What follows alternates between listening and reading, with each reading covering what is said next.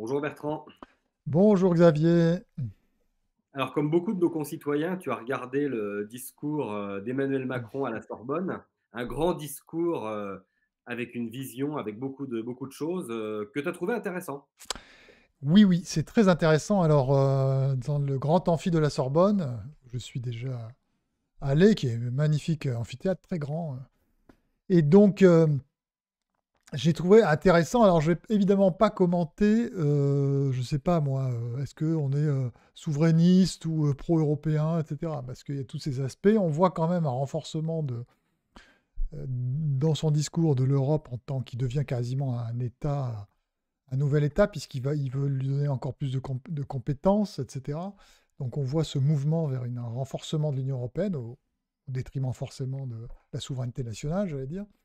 Mais ce qui est intéressant, c'est plutôt, évidemment, nous, ce qui nous intéresse, c'est l'écologie. Et donc, comment il a parlé d'écologie ou comment il n'en a pas parlé plutôt. Parce que moi, je pense que c'est ça qu'il faut retenir de son intervention par rapport à ce thème-là. Parce que, en fait, il a annoncé plein euh, d'avancées qu'a fait l'Europe depuis ces dernières années, et notamment tout ce qui a concerné tu vois, la crise Covid, les 800 milliards, paraît-il, il y a eu 800 milliards d'emprunts, alors je ne sais plus à quoi il faisait référence exactement. Il a parlé de cette incroyable politique de la santé qui n'était pas du tout une compétence européenne, mais qui ont été capables de mettre, d'en faire une compétence européenne d'une certaine manière, avec les vaccins, et puis le soutien à l'Ukraine, et puis la souveraineté de plus en plus technologique et industrielle, parce qu'en fait, ce qu'on remarque quand même de son intervention, c'est qu'en fait, que le contexte géopolitique, les contextes économiques, est en train de bousculer et faire changer le président de la République sur tout un tas de sujets, et notamment sur les sujets économiques, et sujets militaires, etc. Et donc, tu vois, il commence quand même par ces grands sujets, sans mentionner quand même ce qu'a été l'Union européenne ces dernières années. C'est l'organisme, l'instance internationale prescriptive de politiques écologiques très, très ambitieuses et presque radicales. Donc, je fais mention là du pacte vert, ou en tout cas de l'esprit du pacte vert qui anime l'Union européenne depuis des années. Et ça, c'est aussi un grand truc de l'Union européenne, mais il ne le mentionne pas comme tel. Et finalement, il parle assez peu du pacte vert ou des avancées écologiques. Il va en parler parce qu'il est obligé, mais c'est quand même pas ça du tout qu'il met en valeur. Et donc, il n'arrête pas de dire que les règles ont changé. Les règles ont changé, il l'a répété plusieurs fois. Et c'est très intéressant. Pourquoi les règles ont changé? Donc, c'est à cause du contexte international, notamment les contextes de guerre, notamment avec la Russie. Et donc, il se rend compte, en fait, que il dit à un moment un truc très intéressant. Très intéressant. Il dit qu'il vaut davantage de souveraineté, bien sûr, et puis que sur le plan économique, notre modèle tel qu'il est conçu aujourd'hui n'est plus soutenable. Il dit, nous voulons légitimement tout avoir, mais ça ne tient plus ensemble. En gros, il dit, on veut tout avoir, le social, le climat et l'économie, si tu veux. Et il les cite, ces aspects-là. Et il dit, tout, on veut tout légitimement faire tenir ensemble, mais ça ne tient plus ensemble. Il le dit très clairement, en fait. Et donc, c'est en cela que c'est intéressant, parce que pour moi, c'est un autre signe, on en avait vu d'autres, en France notamment avec le ministère de l'écologie qui a perdu du pouvoir avec l'énergie qui est partie du ministère de l'écologie.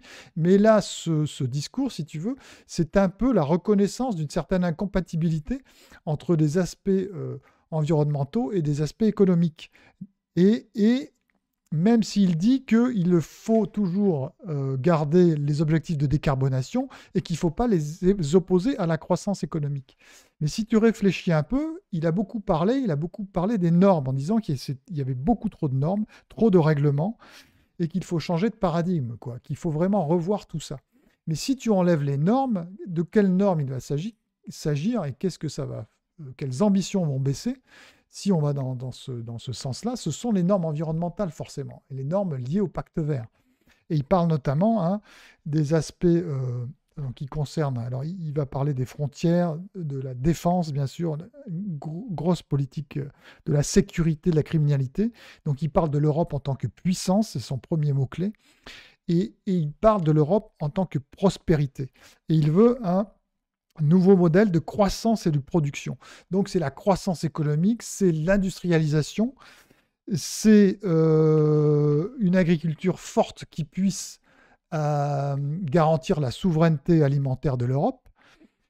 Et c'est une politique énergétique aussi, où l'Europe doit assumer l'atome, donc une politique très forte sur ce sujet-là, et sur, bon, il rappelle, les renouvelables aussi. Alors l'atome, c'est quoi? C'est donc l'énergie nucléaire, qui là, je vous rappelle, hein, parce que quand même, il faut toujours rappeler que c'est lui qui a fait fermer Fessenheim, hein. En tout cas, c'est Hollande qui a commencé, mais c'est lui qui a poursuivi, et qu'il était pour une diminution drastique du nucléaire en France. Donc il y a un changement radical. Mais voilà les nouveaux objectifs de l'Europe, si tu veux. C'est vraiment des objectifs prioritaires économiques, parce qu'il dit on est en train de se faire bouffer par le reste du monde. Et qu'il faut absolument remonter la pente. Et je ne vois pas comment ça peut se faire sans en réduire sur le pacte vert européen, précisément. Et il le dit plusieurs fois, il n'arrête pas de dire le risque de décrochage de l'Europe. Qu'est-ce que j'ai noté aussi? Il faut une fin de l'Europe compliquée. Donc il revient sur les normes qui viennent essentiellement du pacte vert, ou en tout cas des ambitions écologiques. Et il veut donc réinsister sur l'économie, les biotechnologies, donc le nucléaire, je l'ai dit, les nouvelles technologies, l'intelligence artificielle, l'histoire des ressources en Europe. Ça veut dire quoi, les ressources, très clairement? C'est qu'on va ouvrir de plus en plus de mines, par exemple, sur le territoire européen. Tout ça va avoir des impacts, puisqu'il y a une incompatibilité que Macron, malgré tout ce qu'il dit, et de la compatibilité qu'il affirme comme ça, eh bien, cette compatibilité n'existe pas en réalité. On ne peut pas tout avoir, c'est ce qu'il dit. Et pour moi, c'est un peu un tournant, si tu veux, et ça confirme un peu ce qu'on a vu en France, lié aux révoltes agricoles récentes, et tout ce qui s'est passé aussi sur l'énergie. Voilà. Et donc, ce qu'on peut dire aussi, c'est que là, par rapport à, si tu veux, c'est une façon aussi de relancer la campagne des européennes, puisque Valérie Hayé étant vraiment nullissime, il vient un peu à sa rescousse. Donc on va voir si ça marche. C'est pas sûr qu'il soit très intéressé par les résultats des européennes. Il y a beaucoup d'observateurs qui disent qu'il s'en moque totalement. C'est pour ça qu'il l'a mis à la tête de la liste. Mais la question qui va se poser là, c'est qu'on ne connaît pas la liste précisément. On connaît que la tête de liste, mais pas qui va se retrouver, notamment en deuxième position.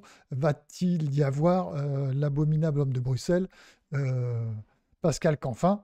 Et je te signale que Fabien Bouglet, notre ami Fabien Bouglet, a tweeté aujourd'hui la présence de Pascal Canfin en deuxième position montrerait que la liste pourrait être qualifiée d'écolo-fasciste. Et il a raison. Canfin est un fou du pacte vert. Et si vraiment il a écouté correctement Macron, il doit savoir que la priorité n'est plus environnementale. Je crois que c'est très très clair. Or, il devrait, s'il était conséquent, eh bien, rompre avec Macron. Après, c'est aussi une spécialité du macronisme depuis plusieurs années, on le connaît maintenant, d'annoncer des choses, de faire le contraire et de faire travailler ensemble des gens qui n'ont pas du tout la même vision et qui ne pensent pas pareil, pour finalement donner une prime, j'ai envie de dire, à ceux qui ont le moins de bon sens. Oui, oui, tu as raison. Bon, il va pas se refaire. Seulement, moi, je vois quand même, c'est vraiment très intéressant ce discours. Il faut quand même l'écouter et lire entre les lignes, je dirais. Euh, Parce que pour moi, il y a quand même une prise de conscience, si tu veux, de l'effet délétère de la décroissance économique qui a été engagée en fait en Europe à cause du pacte vert, et que l'Europe est en train de décrocher. Il l'a dit plusieurs fois, hein, il a répété plusieurs fois que l'époque change. Moi, j'ai l'impression qu'il y a une réelle prise de conscience et un réel tournant. Alors peut-être que je me trompe. Je crois qu'il ne va pas pouvoir, parce qu'il continue de dire qu'il faut toujours de la décarbonation à tout crin, si tu veux.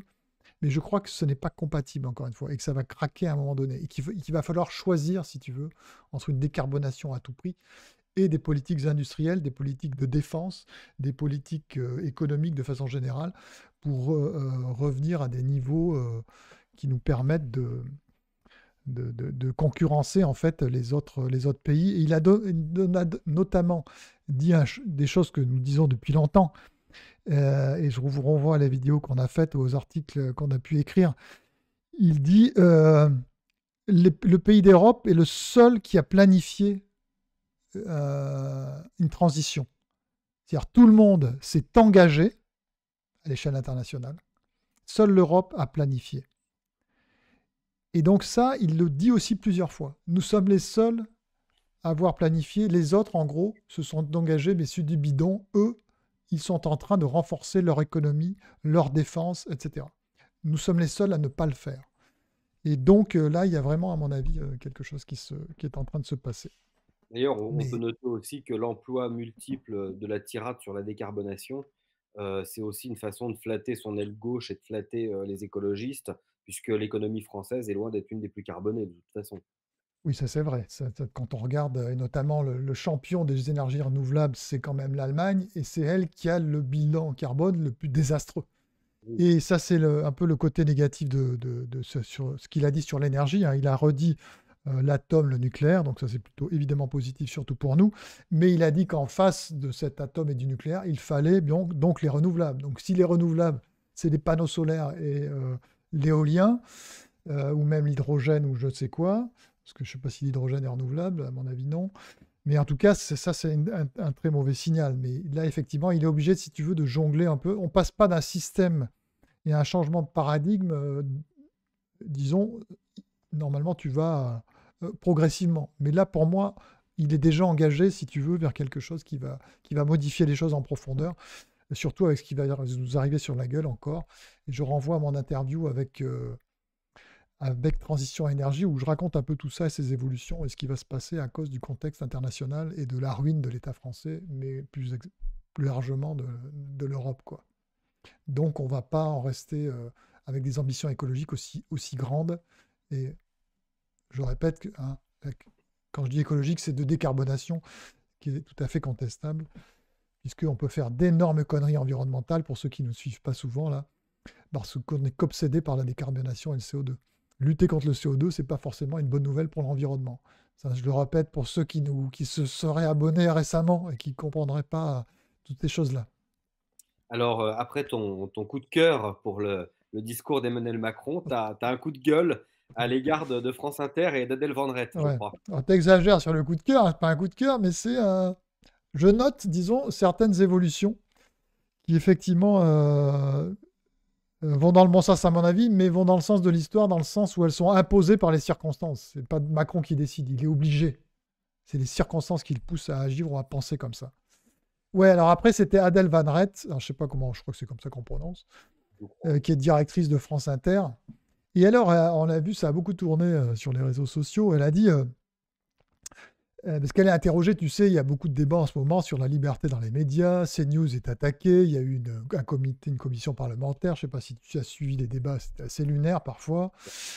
Et donc, ce pauvre CNews est attaqué, alors que c'est les seuls qui invitent des gens qu'on ne voit pas ailleurs, précisément. Je veux dire, si on regarde un peu ce qui se passe de façon objective, on voit bien que là où il y a moins de liberté de parole, c'est quand même plutôt sur le service public, c'est quand même évident. Et donc, Adèle Van Rett, qui était invitée dans un média, je ne sais plus lequel, je crois que c'est sur le service public, justement, est interrogée quand même là-dessus. Et a raison, parce que franchement, la parole n'est pas très libre sur ce genre de médias nationaux. Voilà. Et elle dit, en ce qui concerne, alors elle dit, non, non, tout le monde peut venir, il n'y a pas de liste noire, il n'y a pas de problème, mais elle cite quand même un truc, c'est le changement climatique. En ce qui concerne le changement climatique et la cause écologique, on ne peut pas donner la parole à des personnes qui contesteraient l'existence même du réchauffement climatique, au nom de nos valeurs, etc. Donc c'est ce qu'elle dit. Sauf que, en fait, personne ne conteste le réchauffement climatique. Les climato-sceptiques, ceux qui sont nommés comme ça, ne contestent pas le réchauffement climatique.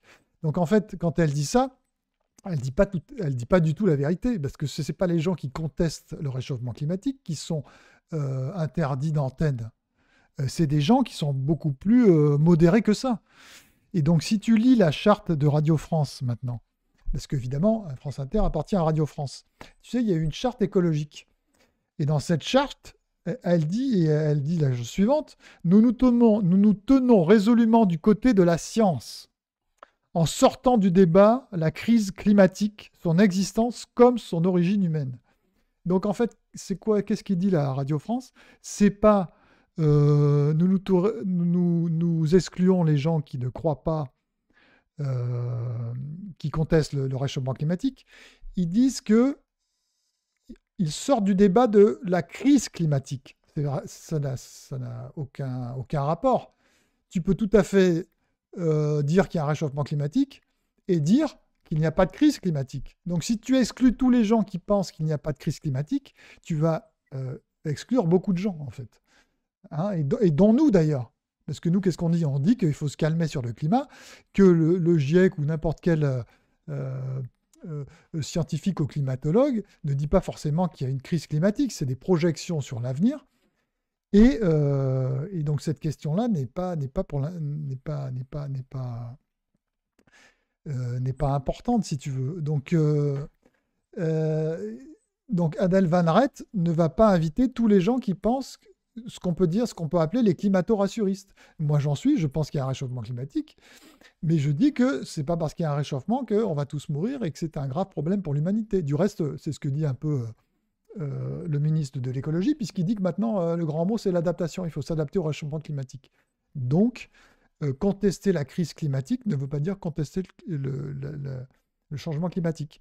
Et donc, en fait, les gens de Radio France excluent beaucoup, beaucoup de gens de fait. Je pourrais dire, par exemple, évidemment, les gens qui sont pourtant intéressants, qui sont les gens qui s'appellent les climato-réalistes, qui ne contestent pas du tout le réchauffement climatique, mais qui disent qu'il est moins grave que ce qu'on pense, qu'il n'est pas forcément que le CO2 a moins d'importance que ce qu'on dit en général. Bon, ils ont le droit de le dire, je ne vois pas pourquoi ils ne seraient pas invités, c'est des gens qui sont intéressants. François Gervais, par exemple, il parle d'Yves Roucotte ou Benoît Ritaud, qui est le président des climato-réalistes, et quelqu'un d'intéressant. C'est un mathématicien qui écrit sur ce sujet-là, qui a écrit des livres argumentés, et qui est un type vraiment intéressant. Je ne vois pas pourquoi il ne serait pas invité pour discuter justement, est-ce qu'on va être submergé par une crise? Et Yves Voilà. Roucaute, qu'on a reçu d'ailleurs sur la chaîne d'Action Écologie, hein, Oui, qui nous avait présenté son livre il y a 2 ans maintenant, et qui est enfin, moi je l'ai eu à l'université en tant que professeur. C'est quelqu'un de tout à fait respectable, qui à une époque écrivait les discours de Claude Guéant sous la présidence Sarkozy. Enfin, c'est quelqu'un d'engagé politiquement, c'est quelqu'un qui a des idées, mais c'est absolument pas quelqu'un d'infréquentable ni de délirant en fait. Il suffit d'écouter ou de lire Yves Roucaute pour se rendre compte que, enfin, c'est vraiment de l'ostracisation idéologique purement, quoi. exactement. Et alors, ils disent dans la charte, par exemple, nous fournirons une information de confiance sur les effets de la crise climatique en France et dans le monde, en nous fondant sur des données vérifiées et en utilisant un vocabulaire qui reflète la réalité de cette crise. Le problème, si tu veux, c'est que une information de confiance sur les effets de la crise climatique. Aujourd'hui, si tu veux, la crise climatique, encore une fois, il y a beaucoup d'événements météorologiques extrêmes qui n'augmentent pas ni en fréquence ni en intensité. Ça, c'est dans les rapports du GIEC. Les ouragans, les pluies, les grêles, les orages, etc. Tous ces phénomènes, même les sécheresses, il y a beaucoup de types de sécheresses qui n'augmentent pas à l'échelle mondiale. Les feux de forêt non plus, d'ailleurs, si tu regardes les données clairement. Donc, il faut faire attention entre la projection qui sera éventuellement dans l'avenir, et puis les données actuelles, ce qu'elles montrent, si tu veux. Là, tu as des niveaux, par exemple, des pôles en ce moment qui sont très très élevés par rapport aux moyennes, enfin très très élevés. Elles sont à des moyennes, il y a 20-30 ans, c'était exactement les mêmes chiffres. Et donc, si tu veux, voilà, donc la crise, elle est, voilà, s'ils veulent documenter la crise, par exemple, ils sont obligés de dire qu'il n'y a pas d'augmentation de beaucoup de phénomènes extrêmes. Or, tu entends souvent l'inverse. Et ils n'aiment pas les gens qui rappellent ce genre de choses.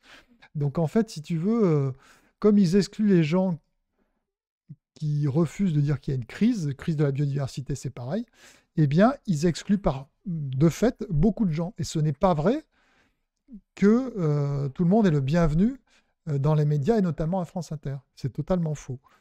Je rappellerai, là, pour finir, tu te souviens, il y a eu un institut Rousseau qui avait travaillé pour Quota Climat et qui voulait faire une loi pour interdire de certaines personnes de parler. Donc ça rejoint tout à fait la charte de France Inter. Et en fait, il voulait créer un délit de contradiction ou de minimisation de l'existence de la crise écologique et de son origine anthropique. D'accord? Donc, ils voulaient exclure ce qu'ils appelaient les climato-sceptiques, que j'ai dit tout à l'heure, ils s'appellent eux les climato-réalistes, et ils voulaient aussi exclure tous les climato-rassuristes dont nous ont parlé, dont nous ont parti. Et je trouve ça lamentable de nous exclure finalement d'un débat alors qu'on a plein de choses intéressantes à dire sur la biodiversité, sur le climat, etc. D'accord? La crise est une projection, la crise n'est pas arrivée. Donc ça, je ne fais que le répéter. Donc la crise n'est pas une vérité scientifique, parce que pour qu'elle soit une vérité scientifique, il faut qu'elle soit advenue. Or, aujourd'hui, elle n'est pas advenue. Non, mais c'est vrai que pour les marchands de peur, les rassuristes sont des empêcheurs de tourner en rond. Donc, effectivement, sans vouloir tomber dans des caricatures ou dans du populisme, il est un peu pénible parfois de voir que toute pensée contraire à une pensée qui est forcément apocalyptique ou alarmiste est considérée comme insignifiante ou sans intérêt, voire dangereuse. Donc, voilà. Donc voilà, donc il devrait, donc ça c'est vraiment malheureux d'en arriver là, parce que c'est quand même des médias que tout le monde paye. Et je peux te dire, pour parler avec beaucoup de gens, soit des gens, si tu veux, que je rencontre en province, qui sont des gens du cru, j'allais dire, et je rencontre aussi des représentants de l'élite cultivée, hein, dans nos réunions, etc.